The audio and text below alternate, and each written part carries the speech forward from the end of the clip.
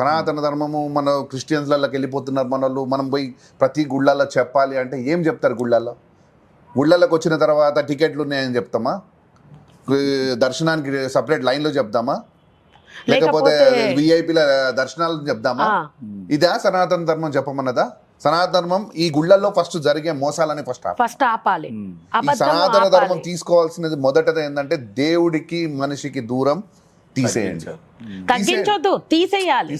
పేదవాడికి మనిషికి దేవుడికి ఇప్పుడు మీరున్నారు, నేనంటే ఒక టికెట్ కొనేసుకొని వెళ్ళిపోతాను.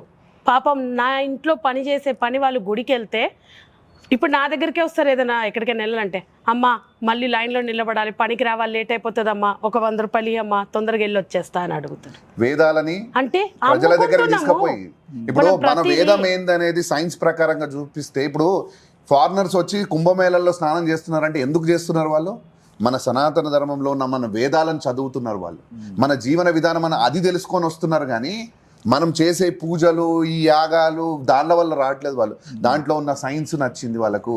అంటే మనం ఎక్కడికి వెళ్ళి అంటే మన మూలము మన పుట్టుక ఎక్కడి నుంచో ఉందనేది ఆ 4 వేదాలలో ఉంది. అది తెలుసుకొని ఆ ఫారినర్స్ మన కల్చర్ మన రిలీజన్ మన దాన్ని నమ్ముతున్నారు, హిందుత్వాన్ని.